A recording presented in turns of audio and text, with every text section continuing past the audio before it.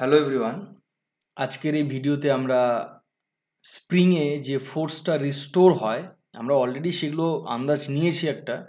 আজকে সেটাই একটু ডিটেলসে আলোচনা করব এবং দুই চারটে নতুন করে ফর্মুলা এবং ইকুয়েশন দেখব। অসিলেশন ডিউ টু স্প্রিং, যদি আমি একটু সেন্টেন্সগুলো পড়ে শোনাই তাহলে তুমি একটা আন্দাজ করতে পারবে। Consider a block if it is pulled on one side and it's released and then it execute to and fro motion. Spring এর ক্ষেত্রে টু অ্যান্ড ফ্রো মোশন হয়, এটা আমাদের অজানা নয়, মানে সামনে এগোবে পেছনে আসবে, সামনে এগোবে পেছনে আসবে, টু অ্যান্ড ফ্রো মোশন। এবং এটা যদি টু অ্যান্ড ফ্রো মোশন হয় সেটাকে সিম্পল হারমোনিক মোশন বলে।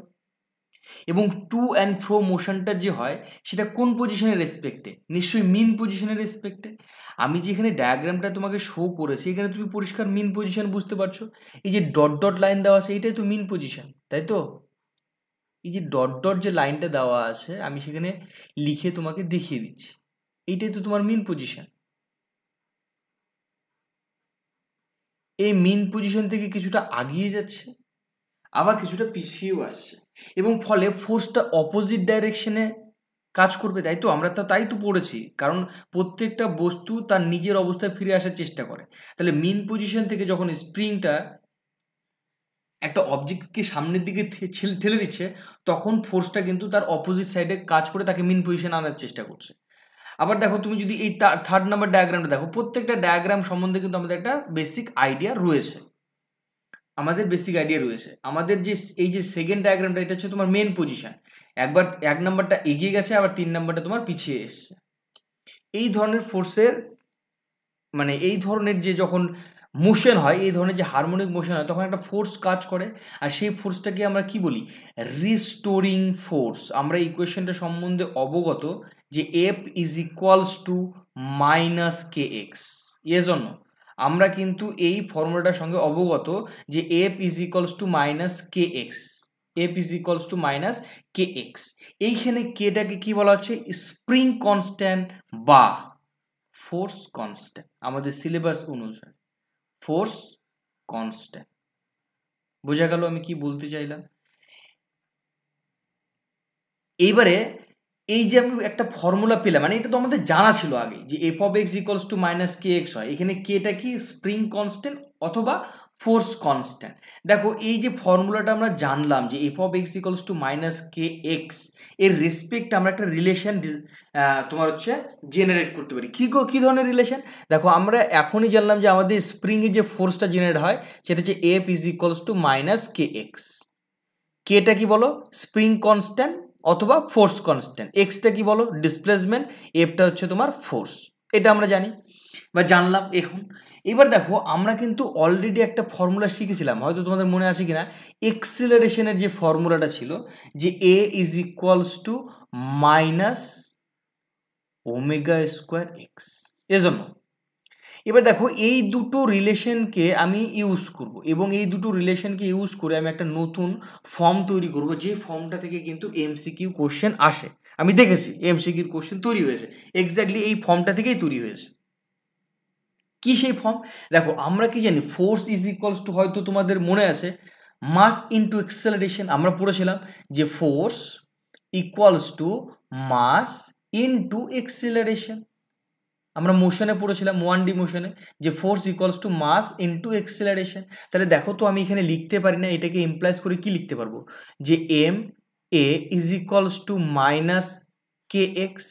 এইটাকে যদি তুমি একটু সিম্পলিফাই করে নাও তাহলে এখান থেকে লিখতে পারবো acceleration equals to minus K by M.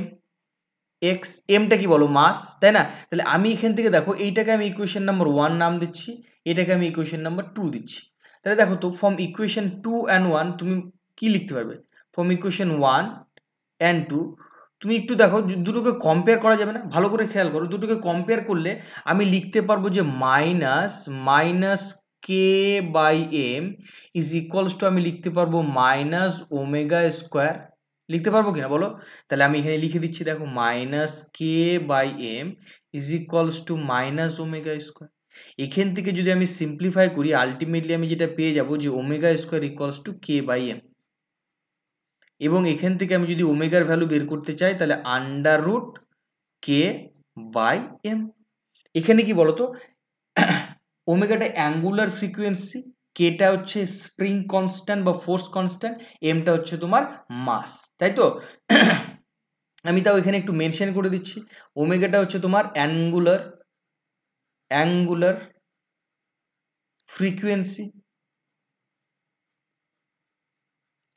Frequency, ওকে। কেটা তোমার কি স্প্রিং কনস্ট্যান্ট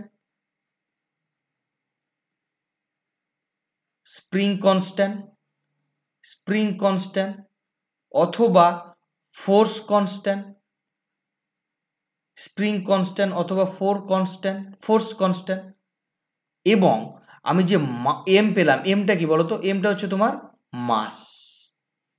এইটা কিন্তু আমাদের ভেরি ভেরি ভেরি ইম্পর্টেন্ট একটি রিলেশন, যে omega equals to under root K by M, very very important একটি রিলেশন।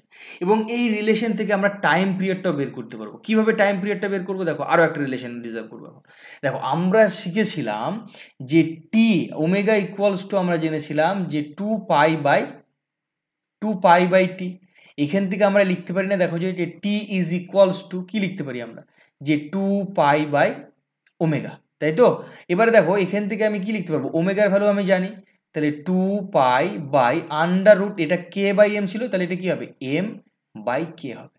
তাহলে টি ইকুয়ালস টু আমি কি পেলাম বলো তো, এখান থেকে যেটা আমি পেলাম, ইমপ্লাইজ করে পেলাম যে টি ইজ ইকুয়ালস টু, আমি যেটা পেলাম যে T is equals to 2 pi under root m by k. This is also very very important একটি relationship, this is also a very very important relation. এটাও কিন্তু এক্সামে আমি দেখেছি এমসিকিউ কিন্তু দেয়। প্র্যাকটিস সেটগুলো যখন নিয়ে আসবো তখন তোমরা বুঝতে পারবে যে কি ধরনের কোশ্চেনগুলো এখান থেকে আসে, বোঝা গেল? This is also very very important relation. এই টিটাকে কি বলা হয় বলো তো, T is time period, T is equals to time period. বোঝা গেল আমি কি বলতে চাইলাম? আশা করি তুমি পুরো বিষয়টা একদম নিট অ্যান্ড ক্লিন বুঝতে পেরেছো। টি equals to time period.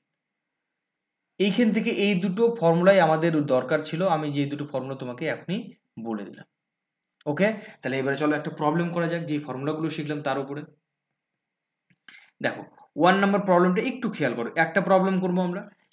Question number 1-এ বলেছে 5 কিলোগ্রাম পার্টিকেল, তার মানে এখানে যে মাসটা দেওয়া আছে সেটা কত বলো তো, 5 কিলোগ্রাম মাস দেওয়া আছে 5 কিলোগ্রাম। তাহলে আমি এখানে লিখে নেই যে গিভেন, দেখো তুমি যত বেশি লিখে লিখে করবে তত বেশি তোমার সুবিধা হবে। এম ইকুয়ালস টু 5 কিলোগ্রাম, তাই তো? M equals to 5 kilogram. Particle is attached to a spring constant দেওয়া আছে। কি দেওয়া আছে বলতো, স্প্রিং কনস্ট্যান্ট দেওয়া আছে 500 newton per metre, metre inverse that means metre. Spring constant that means এখানে দেওয়া আছে k is equals to 500 metre, newton per metre বা নিউটন মিটার ইনভার্স যাই লাগো, কোনো অসুবিধা নেই। ইটস স্লাইড উইথাউট ফ্রিকশন, মানে ফ্রিকশনলেস একটা স্লাইডের উপরে চলছে, কারণ কি ফ্রিকশন থাকলে তো ওটা থেমে যাবে। ফ্রিকশনলেস একটা স্লাইডের উপরে হরাইজন্টালি চলছে, horizontally load.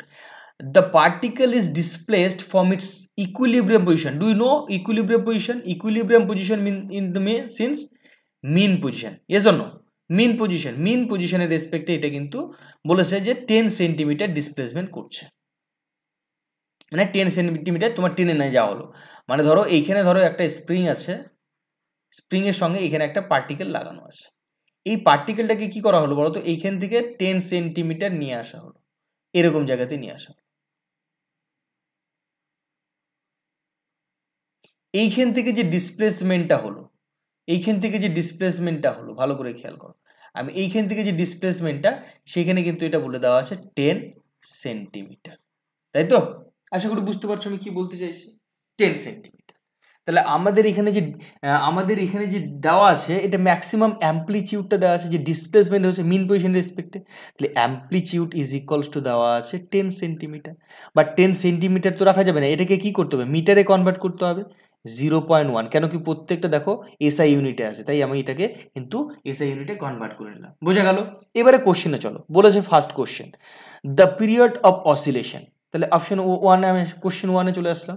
Period of oscillation, that means T চেয়েছে। পিরিয়ড অফ অসিলেশন আমি একটু আগে দেখলাম যে 2 pi under root m by k আর k by m, m by k, very good, m by k. তাহলে দেখো এখান থেকে তুমি যদি ভ্যালুটাকে বসিয়ে দাও, পায়ের ভ্যালু তুমি জানো নিশ্চয়ই 3.14, তাহলে 3.14 পাই একটা কিন্তু ইররেশনাল নাম্বার। এম এর ভ্যালু কত? এম এর ভ্যালু 5 আর কে এর ভ্যালু 500। তাহলে এখান থেকে যদি তুমি সিম্পলিফাই করো এখানে কি হবে? 100, তাই তো?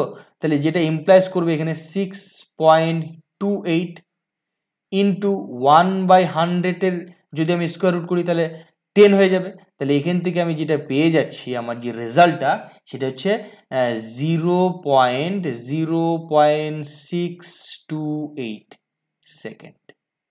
বোঝা গেল?